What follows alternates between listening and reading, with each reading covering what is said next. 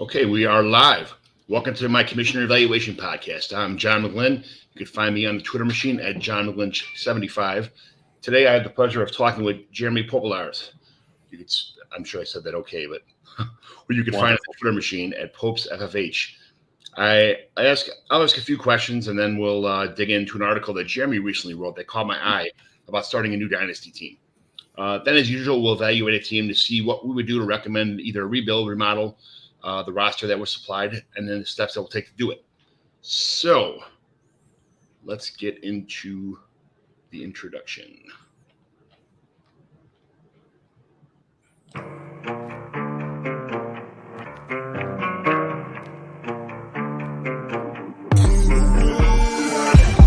I play to win, no fear to give. I feel but I can't forgive. I go all in this time, yeah, I won't regret. I'll pick the best on trip, they don't understand. I play to win, yeah, I play to win, I play to win. Yeah, I play to win, I play to win. Oh, play to win, I play to win. Yeah, I play to win, I play to win. Jeremy. What is up? First of all, tell me about yourself, where the Twitter machine can find you, and what you do in the fantasy football world that makes people want to follow you. So you can find me on Twitter at PopesFFH. I'm pretty open to questions, anything you really want to talk about. Dynasty football usually is kind of where I lie, a lot of rookie stuff.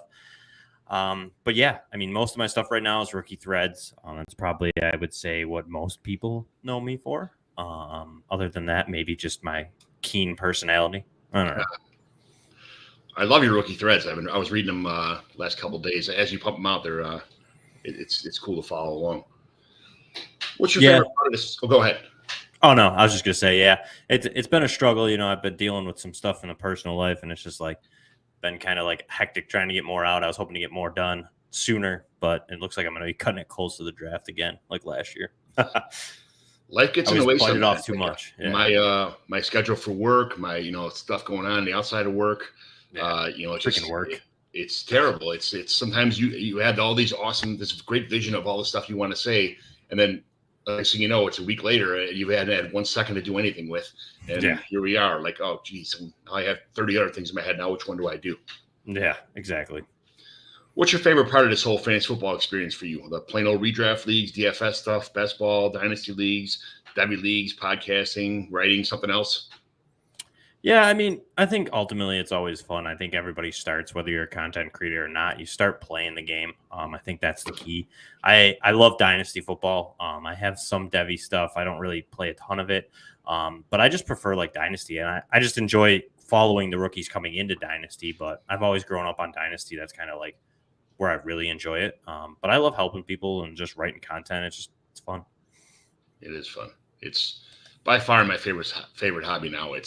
I thought I was a redraft guy, and I'd never get into Dynasty, and I got into Dynasty, and I can't stand redraft anymore. So right, it's such a different. I'm so glad I found it. I wish I would have found it so much earlier in my life, but it wasn't really a thing until years ago. What's your favorite hobby now before fantasy football, or something you did in the past before you joined on this awesome club of fantasy football stuff? Yeah, I mean, I went to school for art. Fun fact, so I like to draw. I like to paint. I played sports. I'm a golfer. I like to golf. Used to play hockey. So a lot of things. Multifaceted, I guess. Did you get any of these Masters tournaments? Any of these Masters betting? Fun fact, I'm not a huge bettor. I mean, you could say betting, I guess, is fantasy football. But I don't really dabble in anything outside of fantasy football. So I just don't really do any of that stuff. I like to watch it. I just don't really get involved with too much of the betting side of it, honestly. Yeah, fair enough. Everyone has a favorite player that they love to have in their fantasy team for either fantasy football reasons or just favorite player reasons. Give me your players for both reasons. Who do you like the most on your fantasy teams, and who do you like not fantasy? Just enjoy sitting back on a Sunday night when there's nothing going on besides one game, and you could just key in on your favorite player. Yeah, I mean, the problem with evaluating a lot of rookies and coming in, I fall in love with all of them for special reasons. Like, for example, the two behind me, Dobbins and Swift, love both of them in the class, and I can't pick which one, but arguably I'm J.K. Dobbins truther on Twitter, as well as a Javonte Williams, Calvin. There's guys that I love, and it's just a lot, so it's hard for me to narrow one. I'll probably go with J.K. Dobbins because I think that's what I'm probably most known for on Twitter as like my fantasy guy. And then just sitting down and watching, it's a homer pick, but Josh Allen, he's very exciting to watch in the game. I think he's just revived this Bills franchise. Me being from Buffalo, I'm a Bills fan through and through. So, it's always fun to sit there and watch him. I just think the game's exciting with him, like taking the Bills fandom away. He's an exciting player to watch, and that offense has been for the last couple of years. So, yeah, that's early this year when everybody started doing, rookie recruiting and stuff. I like that Christian Watson, but now it's like he's far surpassed anybody else's. He's going to be gone by the time my draft pick's coming on anyway. So it's he's gone. Justin Ross, someone I like too. I still think he might fall because of his back problem situation. Yeah. And I like Dameon Pierce, and that's someone that a lot of people, not this. He could be a sleeper of the class. I've heard great with minimal opportunity, ran pigeon-toed. Could be that guy. I feel like he's like that guy that you either love him or you hate him in this class. Yeah. Like personally, I don't like him, but I can see why people do. He's got that size and it was Florida. Like he just was limited in the offense to begin with, so I could see it. Him and Jerome Ford are my guys, and everybody hates them both. So whatever. At least that'll work out for you. You'll get him in the draft. Of course, until like the NFL tells us, actually these guys are good, and they draft them in like the 3rd round, and then their 1st round rookie picks. And our rookie drafts are not until like way late May. Late May or mid June, July-ish. So it's going to be the secret will be out on everybody by the time we get to our rookie drafts. It's. Oh, well, it is what it is. You win some, you lose some. What's your favorite Sunday afternoon munching food when you're glued to the TV watching Scott Hansen in Red Zone or during the NFL draft? Doritos. Doritos. No chili on them, no cheese, no one else Doritos in that little bag kind of thing? So we do this is kind of weird. My wife's family kind of stuck me to this, but like French onion dip and Doritos. Sounds strange, but like it actually is really good here. But it's bison dip, so it's like a Western New York Buffalo area thing. So not everywhere has that, but like it's basically French onion dip and Doritos. I've been to Anchor Bar. I've been to 43 states in America so far with my kids on family trips. So I've been to Anchor Bar. I've been to all these places. A big fan of chicken wings are always good, but they're just so expensive right now, and pizza and stuff. We usually don't get it on Bills games just because everywhere's so busy. So we just kind of roll with just some snackies. Do you guys have Hooters out there? No, not in Buffalo. There is some in New York, though. I know there's some in Albany and stuff like that, but yeah. All right. I'm going to ask you your opinion on some settings. Can you tell me if you like them or not? If you feel free to say you love it or you hate it, or it really doesn't. You can elaborate it if you want to. Are you a full PPR guy? Yes, I prefer full PPR. Yeah. Tight end premium like 0.75, or is that too much? Or it's I don't mind 0.75. I prefer like 0.5. Like most of my leagues are 0.5, so I do prefer that. But 0.75 is not terrible. I feel like 0.5 is like just enough to give them a little bit of edge, but not enough to like reach for them. Yeah. 0.75 just gives you that little bit extra. Like, okay, I'm going to go get my guy now. Yeah. 0.75 makes me, like you said, you kind of like want to grab that tight end early. Right. 0.1 point per carry. I personally don't like it. I could see the arguments, but I just prefer not to. Yeah, every 10 carries you get a point kind of thing like that. I like that, but point per rushing first down, rushing and receiving first down anyway. I don't really ever played with many of that. So I'm going to say I don't necessarily love it. Most of the leagues I set up, I wouldn't put that as an option. It's great for guys who never catch the ball. It gives them an extra edge for the Derrick Henrys and the guys who just run the ball, the Nick Chubbs, the guys who run the ball 20 times, never really get too much receptions. Yeah, I could see that. Helps kind of almost give them that advantage on like a pure rusher or like a limited guy in the passing game that kind of is like a third down specialist, like a slot guy or something like that. Yeah, absolutely. Point per target, carry, pass attempt, kind of thing like that. No, I don't roll with it, but well, like point I wouldn't argue anybody who wanted to play with it. I think it would be an interesting format. I just personally don't play any that have it. You like kickoff and punt return yards and touchdowns individually? Nah. No, I could see it, and it probably makes more people valuable, but I don't. Oh, I absolutely love that. I mean, in the playoffs this year, I had two guys that were just all of a sudden I was getting smoked in the third, or I think it was as the year started. I was as the game started, I was in Florida with my family on a lacrosse trip, and I'm sitting there watching these games, and I'm getting smoked in a championship game. And Braxton Berrios ran back a kick, and I got a return yards plus a return touchdown and all that. And I was like, yes, this is great. And then the same thing happened with when the Raiders were playing. I got return yards from what's the name of the Raiders? That's just got signed by the Jaguars.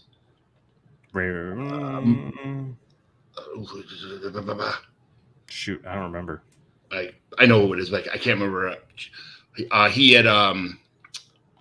He had a also kick return touchdown, that kind of stuff. So it ended up I lost by 5 points. We both scored over 200 some points, but I lost by 5 points in the championship game. But I was down by tons, and then I was up by tons, and then he came back on terrible those roller coaster ones, right? Also. Yeah. So I got bit by the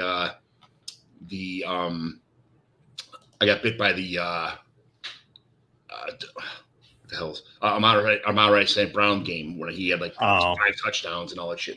So I got lucky to have the stuff I had, but he also got lucky with the stuff that Amara St. Brown got. So it was that's why I like a lot of scoring, because anything could happen. I don't want. I've been in those leagues, but it's been nothing but touchdowns. It's 6-3 and 6-3, and that's it. So, what about how much should a passing touchdown be worth? I prefer I kind of prefer 4. I play in a lot of 4-point touchdown leagues for passing touchdowns. But I could see the argument because everybody else usually gets the 6 points for like a rushing or receiving touchdown. So I don't mind 6, but like most of my leagues I play in are 4. So I'd probably say I prefer that. If you're going to give out a running back, if you're going to give the quarterbacks the same amount of rushing yards as your running back would, the guys who don't run but throw more touchdowns should be rewarded differently. So I like having at least 5, sometimes even 6 for a passing touchdown, just to make sure that they're worth as much as they should be. It's important. And because like the 4 does kind of devalue them a little bit if they're not a rushing quarterback. Yeah. But I just feel like I said, I play in a lot that are 4, so it's kind of like it's not by choice. Most of the guys that I just join it, that's just what they have set up. But I don't hate 6. I play in a couple, and it definitely makes those quarterbacks more valuable, like you mentioned. Yeah. You like bonuses for like 100 and 200 yard rushing receivings, like an extra 6 points or 4 points for 100 yards rushing. And then let's say if it was 4 points for 100 yard rushing, and then like 6 points or 8 points for 200 yard rushing, that kind of stuff. Yeah, I like that stuff. I don't mind that stuff. I know most of my leagues, they aren't like that high of numbers, but yeah, there's usually a point or 2 bonus in there. I do like that. Yeah. Bonuses for like 20, 30, 40, 50, like or long touchdown runs, kind of thing like that. I don't play any that have that, but I do not hate it. I could see liking that, just like you get that explosive play, because some of those guys, you do get that. You're an explosive player or whatnot. You get a 100-yard game, but one of it was a 75-yard touchdown. A little bit extra. Yeah, could be nice. That's a big play, so I could kind of see it. I was looking at the comments, but nothing important there. A bunch of naked XYZ questions. So let's see. Any other settings that I didn't discuss that you like on your leagues that it's like, man, this league's special because we do this? Not really. I still play in some that have kickers. It's always fun. And I play some IDP, but sometimes IDP gets a little dangerous for me. There's a lot of players. Yeah. The more and more I dig into this Twitter community, like the more and more I see people who do not only fantasy football, they do IDP, and then they do Devy on top of that, and then they do fantasy baseball, fantasy basketball, fantasy hockey, fantasy golf, fantasy soccer. I'm thinking to myself, I have a hard enough time doing fantasy football and stuff. Right. Looking up how do people do 5 and 6 different things. I have no idea. I used to do some fantasy hockey, and like once I started like doing more in the content creation, I like just told my friends, I'm like, if you guys can find a replacement give it to them because like I'm gonna end up neglecting this league. Like I just Mhm. don't have the time. And they're like, okay. And so they found somebody. So I just gave up on that. Like I just don't have the time, like you said, like between my own leagues, trying to keep up with them in Dynasty, let alone make content once or twice a week, or more. Like I just don't have the time, let alone, life, like my actual job that I have to care about once in a while. Yeah. I like fantasy hockey because it is pretty cool. It's a nice buffer away from, like, I was in 19 leagues last year, and I was like, like a couple years ago when I was in 12 or 13 leagues, all that fantasy football stuff went to the side. And then it was just one fantasy hockey league. You started one lineup every day, gave you enough to kind of look at your phone and set a lineup and felt like you were being productive for the day. And kind of, and I like hockey. It gave you a reason to come home and watch the Bruins versus the Capitals on a Thursday night or something like that when nothing else is going on. It is a nice changeover too. And baseball's too much. It's way too much for me. Yeah, I played enough baseball when I was younger, so I just can't deal with it anymore. Are you in about any like in-person home leagues, or is all your stuff online? It's all online. I have like a good portion of leagues with like friends from around here. But everybody's so busy, we just do it online. Yeah. You have like draft meetings and stuff like that, and all your like rookie drafts in person kind of stuff like that at the bar? Not really. I've contemplated it, but that's the thing. You got to get 12 guys together lately. It just seems hard. They're always so busy, or just like people work opposite schedules. You got some people working nights, you got some people working weekends, you got some people who don't, and then it never works out to get them all together. So it's easier to just do 8-hour clock, pick at your leisure. Yeah, we have it set up where the winner of the toilet bowl gets pick 113 in the rookie draft, and also they get to pick the location of the draft lottery, which we have. Like, you get little bingo balls and kind of stuff like that. So it's nice, but only half people show up to that because only the first 6 people are really involved. Nobody else really cares. It's their teams. But our draft, like Scott Sidlow's hosting the draft lottery this year. So we have to go. I have to drive an hour and a half to Crystal Lake, way up north and close to Canada, to go to his house. But he won the league, so he gets to pick the location. It was at my house because 2 years ago, P-Win, Paul had it last year at his house. A lot of people like 20, 30 minutes for me isn't bad. Nice Uber drive, but when it's an hour and a half, it's like, Scott, I'm staying at your house whether you like it or not. Yeah, right. That's a tough one. So do you like playing a lot of like a variety of leagues, or do you like kind of most of your scoring like streamlined so you just know the plug and play whenever you don't have to review the rules every game to find out who you're picking up or what the scoring settings are? I try to keep them pretty similar. Like I said, I really prefer full PPR, and that doesn't really change much. Like if you're playing full PPR, most of it, like you just have to check, okay, is the tight end got the bonus or do they not? And then like you had said, passing touchdowns or not. So I kind of try to keep it the same as much as I can. But also sometimes with like my players or anything like that, like starting and sitting, sometimes it doesn't really come down too much to the format for me, just because like depends on who's on your team. If you're really streaming, that's where I see like picking up players or streaming. Like I could see that kind of factoring in, but a lot of times I just kind of roll with who I have as far as like my top players. I like to start the guys that my studs, I'm going to win or lose with them or without them, so start your studs. Yes. That's the name of the game most of the time. Yeah. What's your favorite host site for fantasy football? Like, because I was in so many leagues last year, I was in Sleeper, MFL, ESPN, Yahoo, Flea Flicker, CBS, and it makes it so hard to kind of go off this one, go to your Safari, start lineups from here, check stuff, go back to that site, go to CBS, MFL. Like, it makes it hard. Do you have all your leagues on like one site, or are they kind of scattered all over the place too? Last year they were scattered all over. I did a lot of charity stuff too, and some of those, or like just like listener league stuff like that. They were kind of all over. I had one on Flea Flicker. I always forgot to set the lineup. Like I would go and forget to do waiver claims because like it was the only one on there. Yeah. I've always been an MFL guy because it was so popular for the last couple of years. And then Sleeper really kind of came out and really won me over. I really prefer Sleeper. It just seems like the user friendliness to it is a little bit easier, especially on a phone, which is key for me because like I do most of my stuff on the phone. As far as like physical fantasy football stuff goes. So I like that. ESPN's pretty nice too. I had a league in it last year. I didn't mind that. And like I said, I don't mind MFL. NFL just sometimes isn't as user friendly. It's kind of hard to navigate sometimes. Yeah, I think it's better for commissioners to use than actual players. In reality, I love all the options on NFL, but setting a lineup sometimes is even hard. Yeah, it's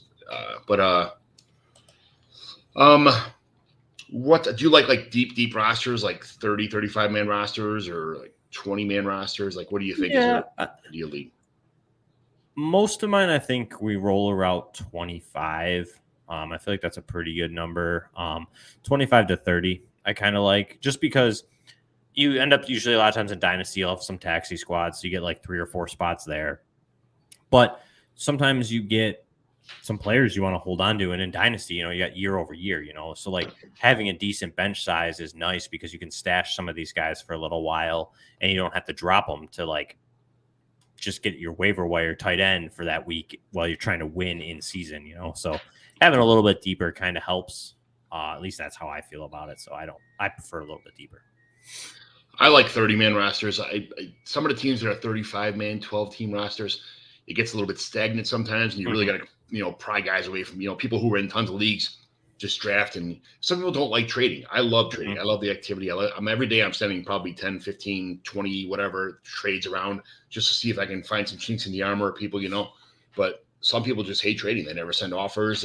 If you didn't send an accidental mistake trade to them, everything gets denied. You might as well just, save your time. But it's in my blood to send trade offers out, so I can't really help it. But it is kind of a shitty situation if people don't want to trade. What do you do to prepare yourself every season to make you a better and more informed fantasy football player? Yeah, I just try to take in as much information as I can from as many sites as I can, from as many analysts as I can. Like, I'll be the first one to say, like, I respect a lot of the people in the community. I take their opinions for what it is, and I try and use that and to evaluate it and kind of just be as informed as I can be. You know what I mean? Just stay up on Twitter, stay up on kind of like the beat reporter, stuff like that. Just kind of try and stay up. It's hard because like unless you're glued to your phone, like you do miss things. Yeah. But just trying to keep along with that. I think one big thing that helped me too is like personal rankings. You don't have to go super deep, you just do the first 36 players of like running backs and wide receivers and like top 12 quarterbacks or top 10 tight ends, just kind of an idea of the players you like and where you think like, oh, they're going to score or not score. Like it kind of helps you know, like, okay, I think this guy's going to actually be really good. Like, but like I value him because I rank him at 5. I know that I like him better than DeAndre Hopkins or something. Like you might be able to kind of like just value players a little different personally. And then that way you can kind of make a little bit more trades. Like on the surface, it might not look good, like maybe you value Javonte Williams really high and they just want Dalvin Cook back. And like on the surface, you're kind of like, well, Dalvin Cook's like been the top 2 running back in the NFL for fantasy for the last couple of years. And like, that's not fair. But like when you really look down it and you're like, well, I actually value Javonte Williams higher. So like you might be more willing to make that deal just because you kind of have your own rankings already built into how the process that you think, you know what I mean? Yeah. Tiers are important, but they're so hard to do because I can look at my tiers and have it set up perfectly one day. I'm like, man, this is exactly what I want my tiers. And tomorrow I'll sit down and look at my tiers like, why did I put them there? Like I got to move them down one or move them up one. It's like, it's such a fluid process. And so I like trending players. That's what I do. I always I keep trends of everybody. Like every 3 weeks or a month, I'll trend all my guys where people have moved. Especially right after the season's over with, I'll start a brand new set of trends. And then every month, it's great to do it right before the rookie draft, and then like 3 weeks after the rookie draft when the kind of dirt already settled, and then the NFL draft or the combine, and then after the NFL draft, like a month after that, and then one more time before all my drafts really start. And then I have a real good tune of where guys have moved so much in the offseason or where they've gone after free agency, after the drafts. I love trending. It's my favorite thing to do.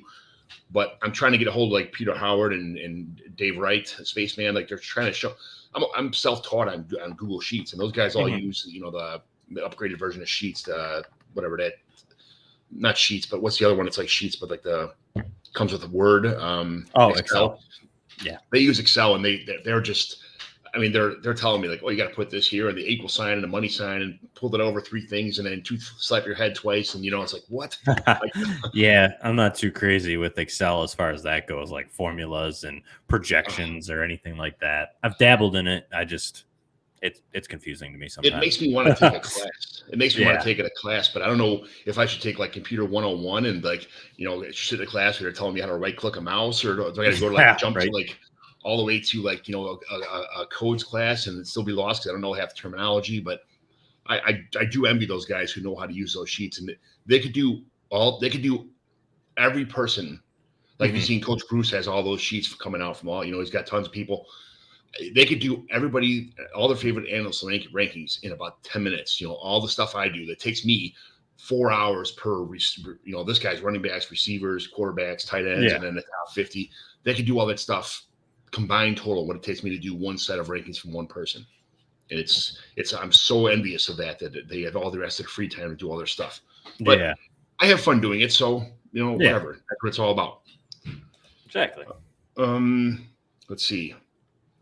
So we're going to discuss the article that I saw you wrote an article about how to build a dynasty roster, like from the start. It's kind of for beginner stuff, but I feel like these exercises are not always just for beginners. You could be playing dynasty for 20 years and still like, well, I do it this way, I do it that way, and somebody could say something to you, and you'd be like, "Holy cow, I never thought of that." So I like to get other people's perspectives on how they build their roster, what they think are the key things to having a balanced roster, or how you should do it.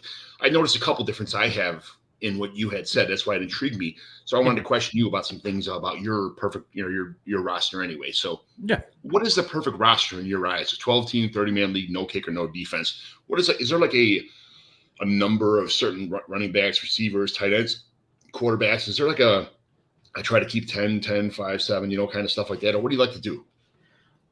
So for the quarterbacks, I usually only keep 3. And the basis behind that is that the way that they go in the draft, I usually don't have the capital to really get 4+ in an area that I feel comfortable taking them. And they usually end up going before me. But I really focus on trying to get an early pick, especially if it's super flex, and getting like a top tier quarterback, top 10, top 5 guy. And then I go with that. I usually try to get a second one in the middle, like 5-6 range, kind of like that Derek Carr, Kirk Cousins, kind of those like middling QB2s that just their value is a little bit higher than what they're valued in startup drafts usually. I think people are starting to catch on to Carr and Cousins, so like those two might slide up, but I have a lot of them. Like those were usually my go-tos. And then I usually end up with like a low tier guy, like a guy that's like a Ben Roethlisberger last year, or like a Matt Ryan, somebody who's kind of like just kind of fallen off, or like a rookie. You might end up with like a Zach Wilson, somebody like that kind of has that future upside. And then I usually try to have at least 2 to 4 running backs. That's where I feel like most comfortable. I don't always end up with that out of rookie drafts just because of how you're or startup drafts, how you're building a team. I don't always end there. You usually have to kind of like make some trades to get there. But like, I really feel comfortable with like 4 top 36 type running backs, like one really good guy, a couple RB2s, maybe a fringe RB3, something like that, kind of guy that might be able to make something happen, or like a role player, like a PPR running back. If you're playing that PPR, like a Nyheim Hines, how he was before. I mean, last year he kind of fell off, but like guys like that, someone who's kind of more of a ball catcher that kind of gets easy PPR points, like a James White, somebody like that.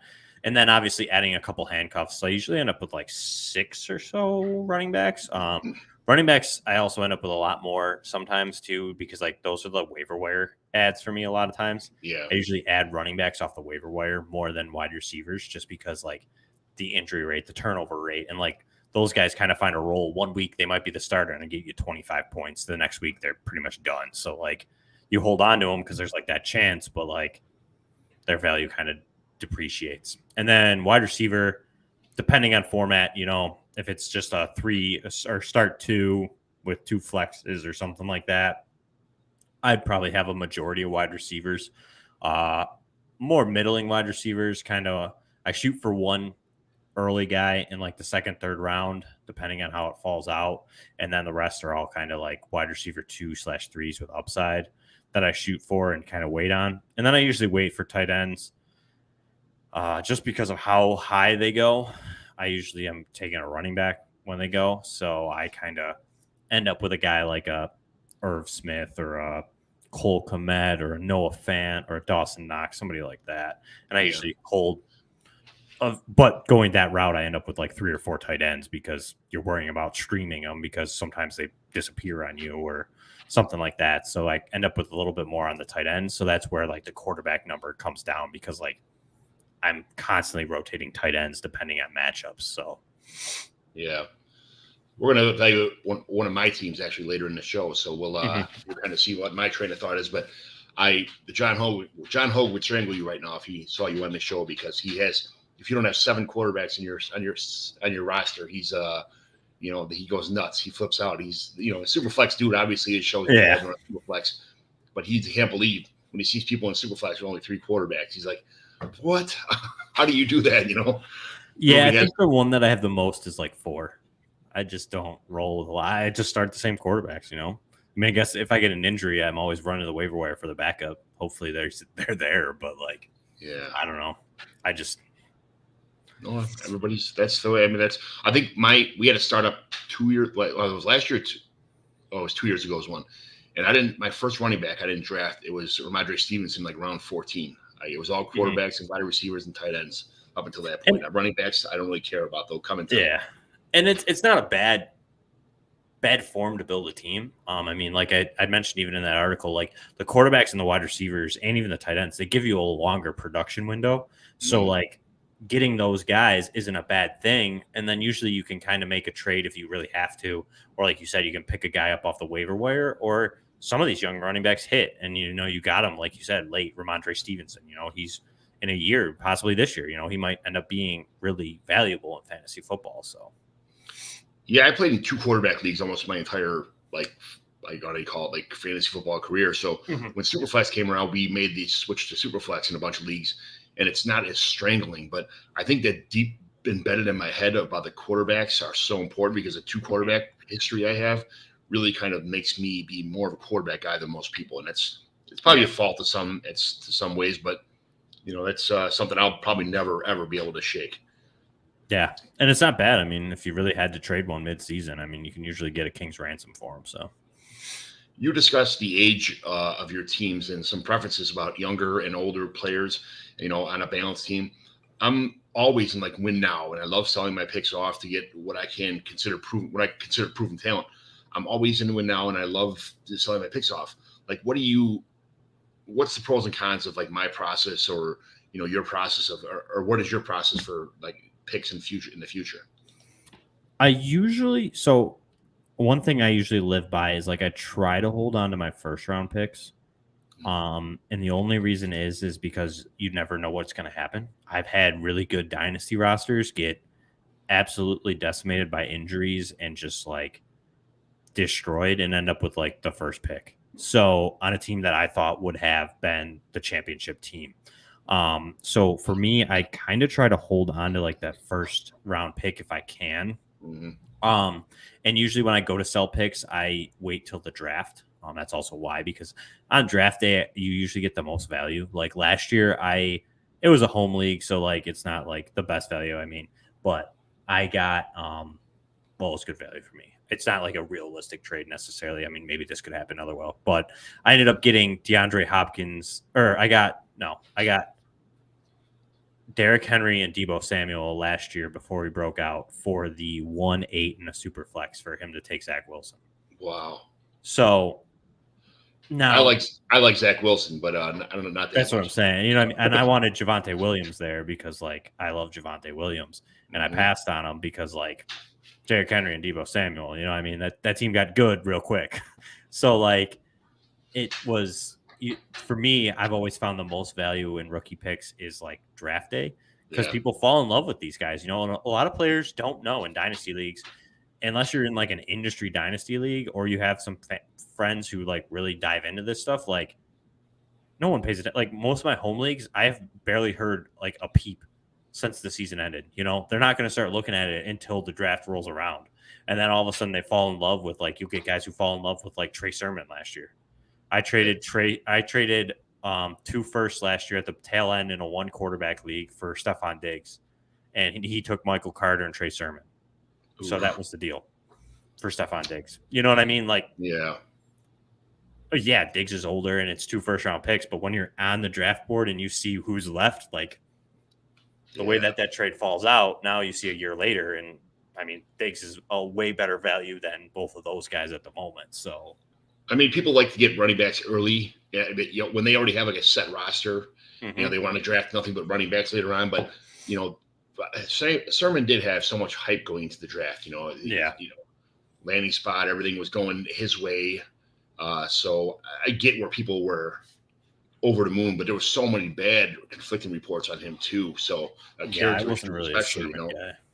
Yeah, I just didn't really like him. So when I was there and I looked at who was on the board, I was like, I don't really care. I'm like, I don't like any. I mean, I liked Michael Carter a little bit, but I was like, I need a wide receiver. So sure, why not? I like keeping, like, I know first picks are just too expensive, and they hit a 50%, you know, or 60%, but and the second round is like 30% or 20%, you know, whatever. But I like having second and third round picks, like just a handful of second, third round picks in every league, just to kind of, so I have more dart throws, I guess. And then I'll wait till the season starts when I have to drop my roster down to 30 and then really kind of make my choice of which one of those guys I want to keep, or somebody who got the shaft because of a rookie year or a trade or something like that. But I better have a handful of second and third round picks than 1 first round pick, you know. And even when a 101, like this year, 101, everybody's going nuts over Breece Hall, but you know, there's no good quarterback. There's a couple good wide receivers, but I can get Jameson Williams at 107, and I think he's one of the best receivers in this class. I mean, I understand that if you're picking in the top 5 or 6, usually your team, unless you traded for that pick, your team's probably in a little bit of a rebuild anyway, so you can afford to have Jameson sit on your bench for a couple, you know, half the season, or maybe just lose this whole season until he's 100% healthy next year. But I mean, if I had a 105, say 106, 107 this year, you know, that's probably who I'd pick anyway, and I'm fine with letting him sit for a year, you know, whatever it takes. So. Yeah, I never really got that in like dynasty leagues. Like always, the worst teams always take running backs, and you really look at it, and that's not really the formula to rebuild your team, because the running back, you got like 2-3 years of production, and then usually they kind of fall off unless they're really special. Yeah, and most people, like, I mean, your team's not usually, you didn't like finish last because you didn't have a running back. You know, like right. Your team probably needs a lot more things. And like last year, like people were all in on like taking Javonte or Najee Harris, or like, I mean, Trevor Lawrence, obviously, but like those guys ahead of like Jamar Chase. And it's kind of like, yeah, but if you get Chase, like look at what he is. And now you have that for the next 15 years. Like a wide receiver is just a longer production window. Like, yeah, I just never really got it. Like so many people always go running back, and I kind of get it because they're valued so highly if you get a good one to trade for. But like really, when you're rebuilding a team, like a quarterback or a wide receiver makes a little bit more sense earlier in the draft sometimes. Yeah. Especially you could trade a good receiver for a pretty decent running back. You know, if you draft real well on your receivers and you get 3 or 4 or a stable of good wide receivers and maybe even a couple tight ends, you can always trade one of them for a running back that you have a real good, you know, think the opportunity is going to come up, or you know, if you got to be in like win now with everything else, your quarterback's in place, your wide receivers in place, your tight ends in place, and then go after your running backs. Yeah. So depth is one thing that I try, you know, I love. So I try grabbing the blue chip handcuffs of Tony Pollard's, Madison's, Chris Evans, Gainwell, maybe not blue chip handcuffs in these guys' spot, the Khalil Herberts on deep rosters, but I don't like to keep my own players backups in the same team. I feel like I'm just wasting roster spots at that point in time. How do you feel about like handcuffs for all your players? I do handcuff some. I will never handcuff all of them. I think that's a waste, like you mentioned. But if I have like a lead guy, so for example, it ended up biting me last year, but like I have a lot of J.K. Dobbins. So like I was also grabbing a lot of Gus Edwards late in the draft, you know? So like I was like, perfect. Cause like if something happens to Dobbins, you have Edwards, you know? And like, that's a heavy run team. Like Dobbins is one of my top picks. And then, like I said, You were going nuts for 2 last weeks. year because like I was like, oh well, at least look, Dobbins went down. Well, at least I got Edwards. And then the next week I was like, okay, Yeah. I see how this year's gonna go. All right, I'll I'll just throw the towel in. It's over. I see how it's going. So, but yeah, I mean, I don't hate it, but I would never like handcuff like every single one, or try to do that. I like you said, grab a couple that you don't have those for, because either they're worth the trade value when the other team's running back goes down, or you get an instant starter when that team goes down. But I do like try to, if I have like a heavy run team and I get their lead guy, I try to handcuff it, like Dalvin Cook, or it's a guy who has like a real good history of injury, like Dalvin Cook. I'd usually try all the time to get Alexander Madison because I know there's games that Dalvin Cook's going to miss.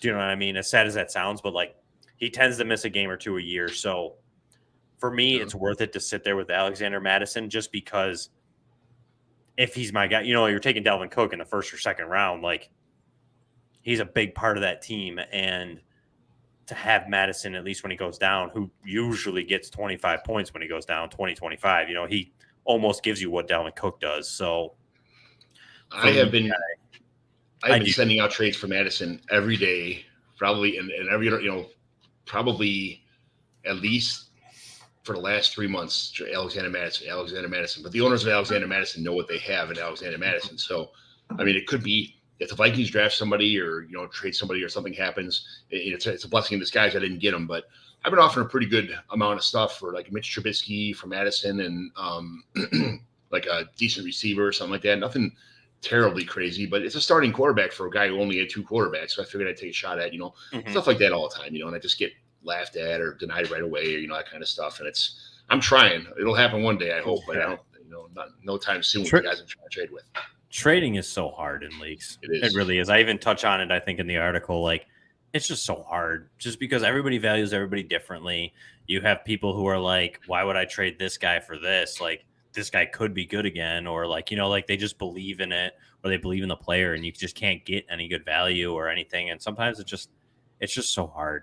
I struggle with it all the time, just trying to get guys, and nobody's really willing to lose a trade. So unless they feel like they're winning, like you can never get a deal done. So especially with like trade calculators now, I think everybody has locked into what they're, what you kind of know after sending out a first round of trades.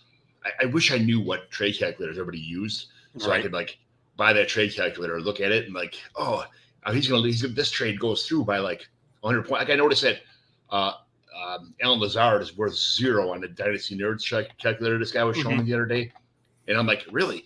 So I'm trying to find out who has Alan Lazard. You can look at that 0 on there. So I'm trying to trade for the first, so see who's got Dynasty Nerds rankings, and who uses those. But stuff like that. If I could find out who's using what calculators, I would just sit back and slay the dragons in every one of these leagues.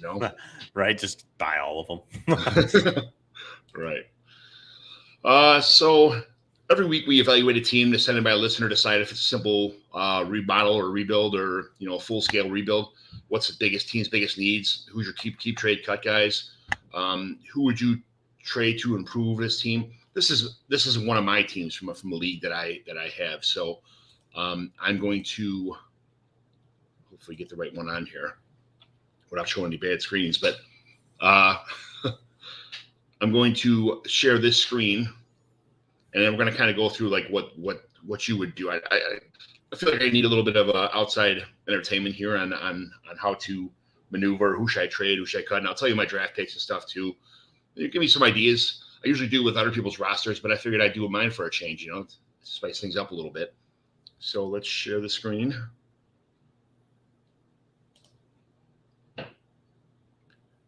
Share screen. Oh, I didn't do that right. And then here's the screen. You see it okay? Yeah, I can see it. Okay. So I'm going to run down this is the Dynasty Superflex PPR tight end premium 0.75. It's roster of 12 teams. It's 30-man rosters now. 10 IR spots, no taxi. Players are put directly into rosters after the rookie draft. 10 starters, 1 quarterback, 2 running back, 3 wide receivers, tight end, 2 flex, and 1 super flex is the starting. And then the rest are all bench players. We have a bonus for 340 yards passing, 6 points for every 100 yards rushing, receiving, no kicker or defense stuff. So as I said, I just got rid of a quarterback or 2 also. So I have Mahomes, Josh Allen, Patrick Mahomes, Trevor Lawrence, Mitch Trubisky, and Davis Mills as my quarterbacks. Jeez. I got my running backs, starts out real nice on the top, and then just it's a waterfall. Javonte, Kenneth Gainwell, Keyshawn Vaughn, Benjamin, Kenny Ngagu. I'm not sure. I say Ngagwe, but I heard it pronounced a million times. Yeah, I think it's Nwangu. Wangu, yeah. Yeah, I think. DJ Dallas, Darrington Evans, Kylan Hill, Larry Roundtree, Dare, Scotty Phillips, who I love Scotty Phillips. I don't. I love Scotty Phillips too. I don't think he's ever going to be anything, sadly. But I like him. Justice Hill. Then I got DJ Moore, Chris Godwin, Rondell Moore, De'Ami Brown, Hendrick Bourne, Braxton Berrios, Zay Jones, Ashton Doolin, Amir Smith-Marset, Amari Rogers, Quez Watkins, Isaiah McKenzie, Antoine Wesley.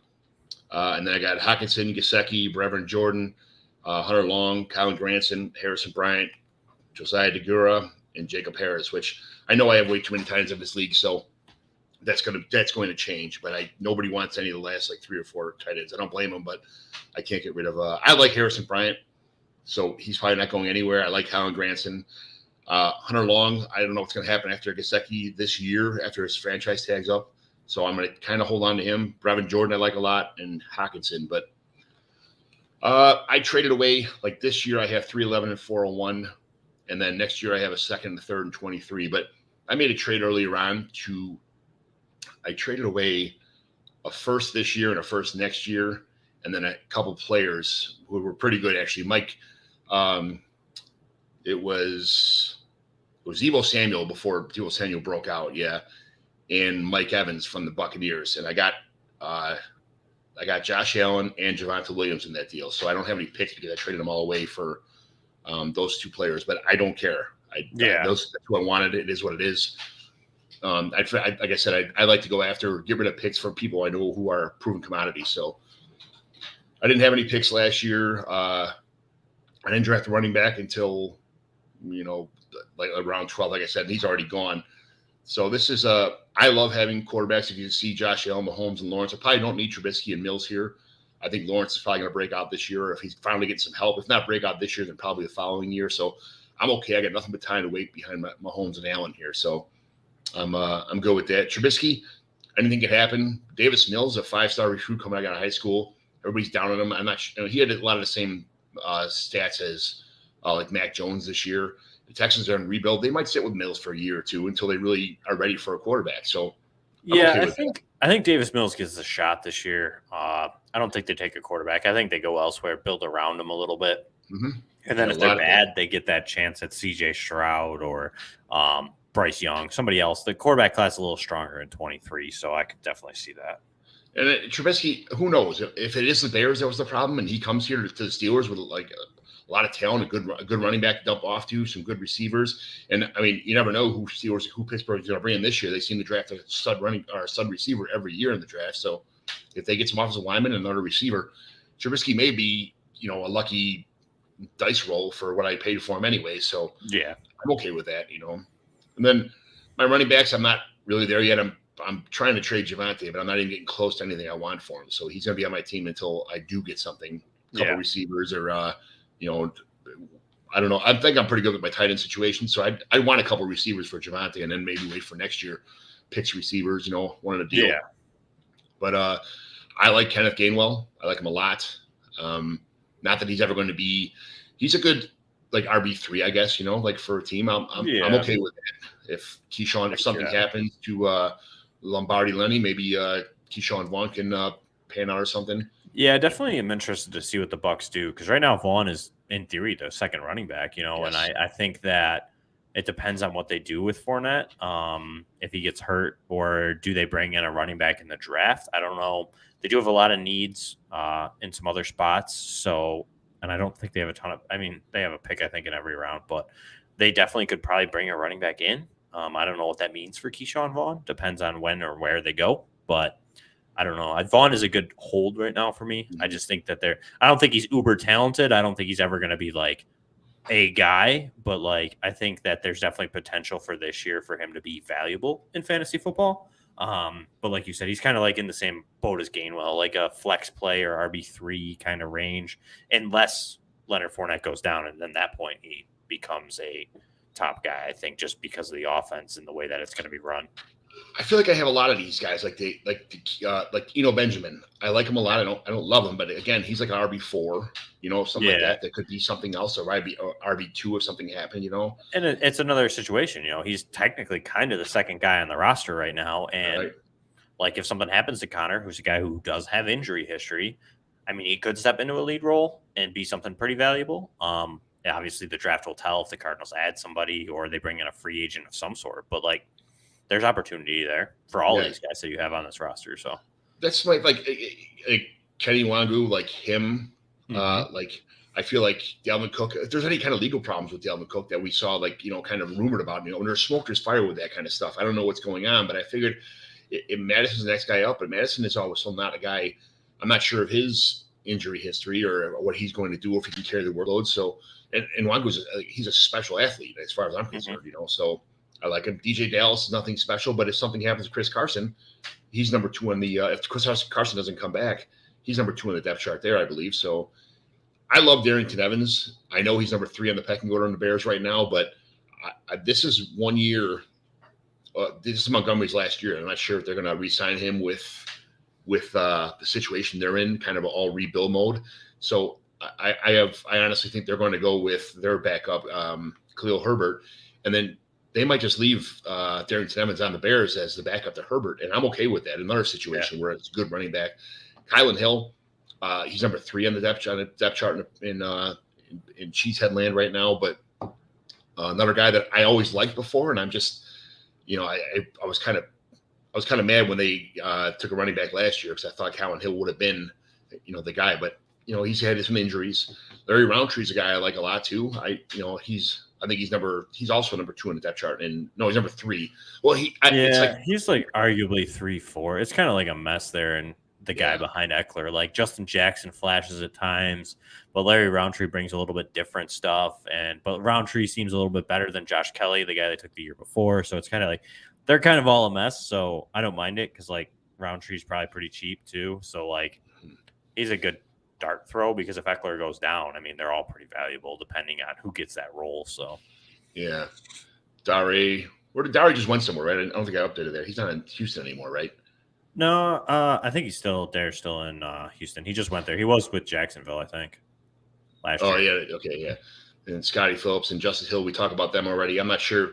Justice Hill is kind of, I think he may be one of these trade cut candidates, Yeah, he's a cut candidate for me. I think he's pretty dead. Unless he goes somewhere else. If the Ravens cut him and he lands somewhere else, that gives him some value. But I got to cut like 6 people on his roster. I think it's 8 people on his roster. So yeah, I only have 2 picks coming in. So we'll see what happens. But I mean, you could probably ultimately cut Dare, Scotty, and Justice Hill depending on how the draft goes. Yeah. Like if the Texans if the Texans take a top guy like Breece Hall or Walker or Spiller, like, they're going to be the guy, and Dare's not going to really see a lot. Is neither Scotty, unfortunately. And if Gordon lands in Baltimore, Justice Hill ain't going to see the ball ever. No. So like those are some players that are probably definitely cuttable. But I'm so hoping for Gordon to land there so I get this Javonte Williams situation. I'm fine with keeping all these garbage running backs for another year and just building up more receivers. That would be absolutely awesome if Javonte's stock went to RB2.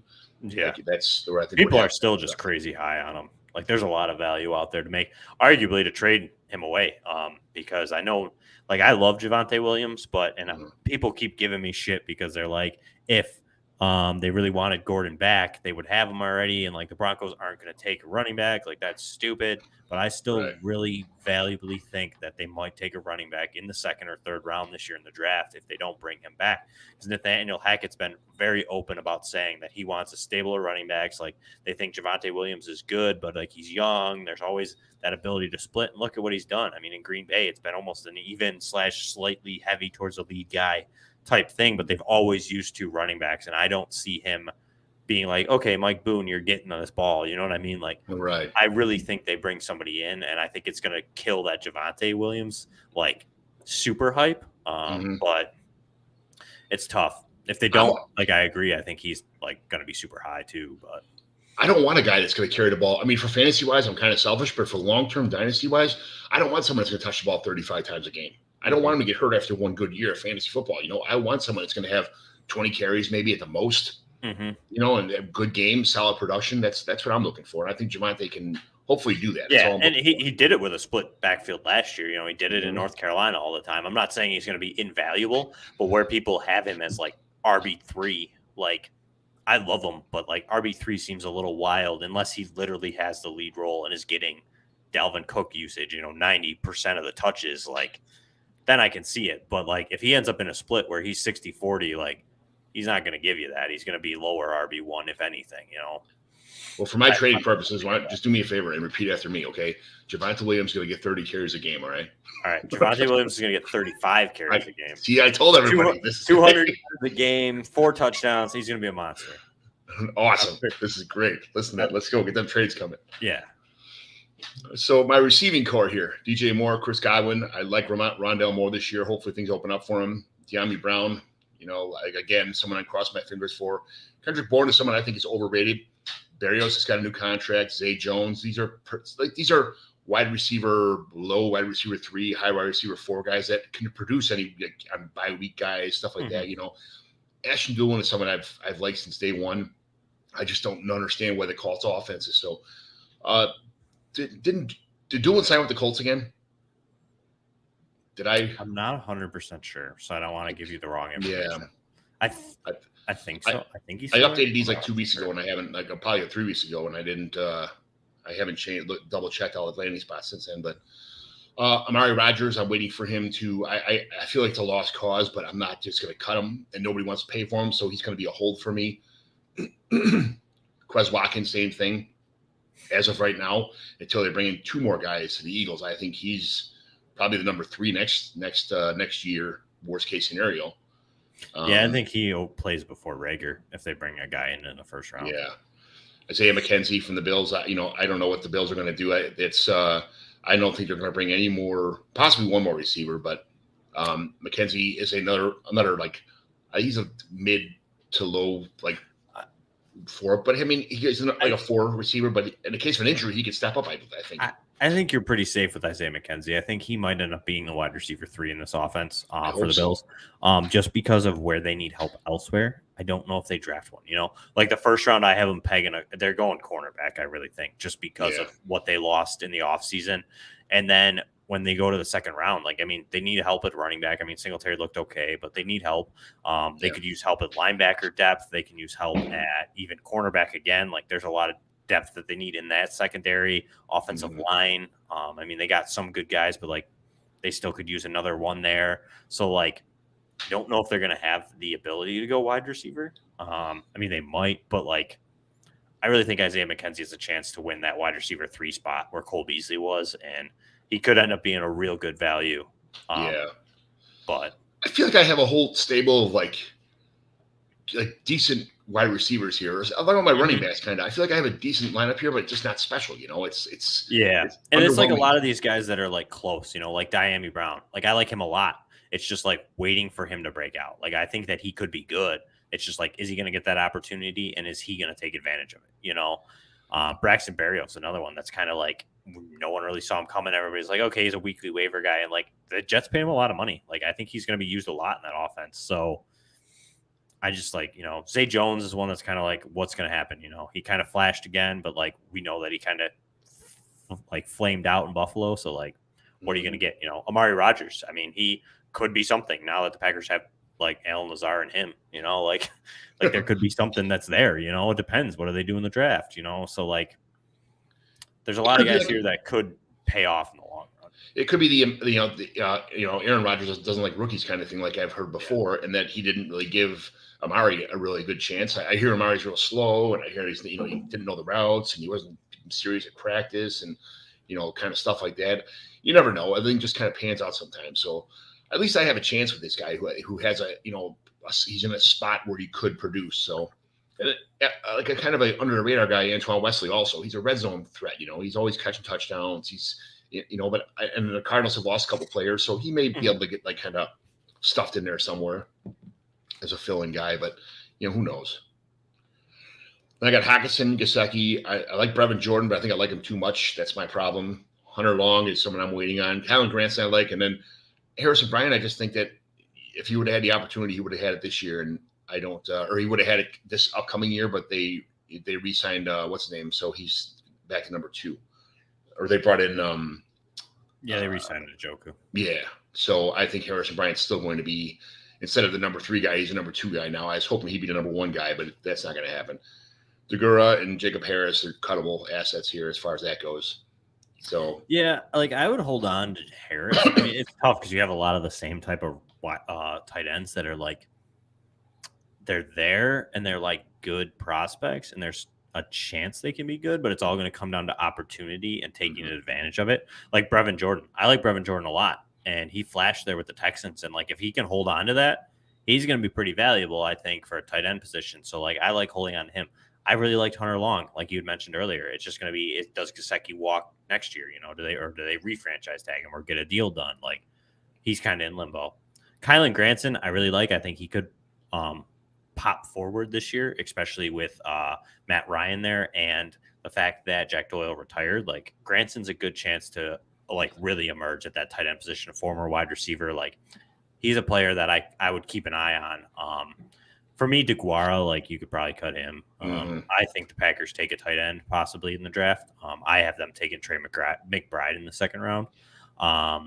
So if he does fall to them, so I think that they might replace him. So I wouldn't really be like sold on keeping him, but I do still like Jacob Harris. The Rams really liked him. Sean McVay talked him up a lot last year. So I'd kind of hold on to him. Aside from that injury, he was starting to get used, and I don't know, what they're going to do there as far as the receiver core goes. So I feel like I was sniffing down the right trail on a lot of these guys, but it just, I'm still sniffing. I'm waiting. I haven't found the evidence yet. Yeah, unfortunately, that's a lot of it. In Dynasty, like you sniff and you like try and find these guys that there's a lot of talk about, a lot of hype. Like there's an opportunity coming, and just sometimes it happens, sometimes it doesn't. And that's the name of the game. So I feel like I'm in a holding pattern here with most of these guys. I can get rid of a couple of them here and there, but I got to cut 9 guys before the season starts. Which is always a way. I always feel the same way. Like I have some rosters that are just like this, that have this, then they're like, the players are like right there, or they're like, they're going to get that opportunity. And it's like, who do I cut? Cause like, I know when I cut this guy, like that's when he's going to get his opportunity. And I'm going to be like, gosh, dang it. I held him for so long and lost that opportunity. And the worst part about it is this 2023 draft class is so overrated that everybody and their mother will not touch. I mean, I'd have to trade Patrick Mahomes to get a 2023 5th round pick right now. It's ridiculous. 23 it's very highly hyped over this 22 class, but like there's talent there. I mean, the second round is going to be pretty valuable, but once you get outside the second round again, it's going to kind of tail off. There's a lot of talent, but I think once we finally get there to that day in those drafts, like the third round won't be as valuable as people think. Yeah. So what do you think? Just real fast, like what should I do here? What am I doing? Like my general overall direction through 311 and 401 picks. I'm going to try and, I'm going to bring in some.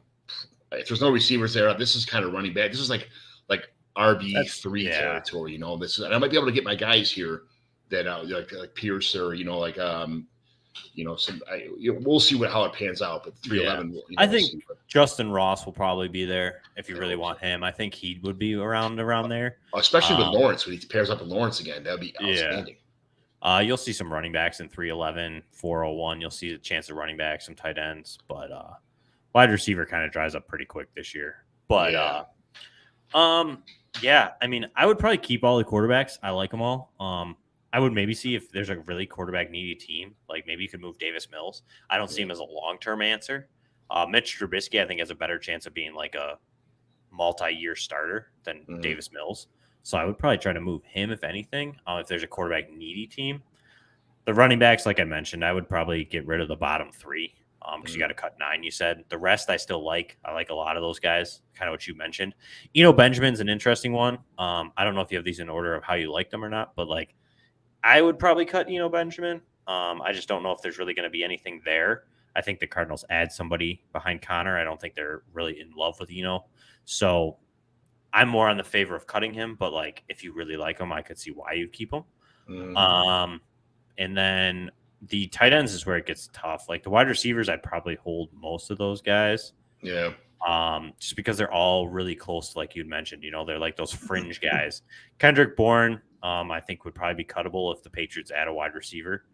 But like he was pretty valuable last year, so and the tight ends, that's gonna be tough because like you said, nobody wants to touch Hunter Long, Kyle Granson, Bryant, DeGuara, and Harris just because of like how the tight end position plays. If you don't have a top guy, everybody's just like, well, I'll just stream these guys. Who cares? Like they're not going to go out and pay for one of these guys. And what you're going to get is like, maybe a 4th round or a 3rd round pick. And it's like, nothing. Who am I going to get? Like, is it even worth it? Or do I just hold on to this tight end that has probably a better chance of hitting than my wide receiver that's from, like my 6th or 7th wide receiver on my rookie draft board, so. Mm-hmm. Yeah, I'd probably, like I said, cut those running backs, maybe try and move Davis Mills. And then I don't know how many more you got to cut there. Maybe 1 or 2. Yeah, 1 or 2. I could probably trade a guy away or something like that. I had to make some tough cuts and stuff like that. But it's just, it sucks that I've had these guys for a year or 2 on my team, and I'm hoping for them to kind of make the next step, and they're just not stepping. And how long can you hold on to guys for before you really kind of get get yourself in trouble? Now I'm 3 years behind everybody else. Too long and stuff. I'm kind of that way with like Denzel Mims. Like I've been really in on him. I really loved him coming out, and like he just tanked. And like I'm finally this year, like one team I finally just cut him. I'm like I nobody wants him, and like I'm just like I don't know if it's gonna happen, and if it does, hopefully I get him in the in the waiver run. But like I'm like he's holding this spot on my roster, and I'm gonna get rookies coming that like probably are going to be better than him. Like I just chalked him up as a bust. He might still come out and do something, but like I just don't see it. I feel like he's probably a bust, and I probably got burned there holding him for so long. But it happens to me too. Thanks for joining me on my commissioner evaluation podcast that I try to put on together every week or so. It's not that any of the 4 people who watch me on the look at my stuff on the Twitter machine wouldn't already know you, but tell everybody about yourself one more time, what you do, where they can find you at. Yeah. So you guys can find me on Twitter at PopesFFH. A lot of rookie content, Dynasty content. In season, I do twist to some redraft stuff. Like I'm pretty multifaceted that way. So it's not just strictly Dynasty. So if you play redraft, you can tune into that too. Most writing work is over at FTN, sports gambling podcast. And I do some stuff for yards per. I've kind of backed off a little bit there, but I do have some stuff over there. Thanks a lot, man. And like I say, every podcast, may your home always be too small for all of your friends. That's kind of my going out little thing. So thanks for joining on today. Had a great time. You're awesome. So I appreciate it. Thanks you. All right. I'll talk to you later. Peace. Peace.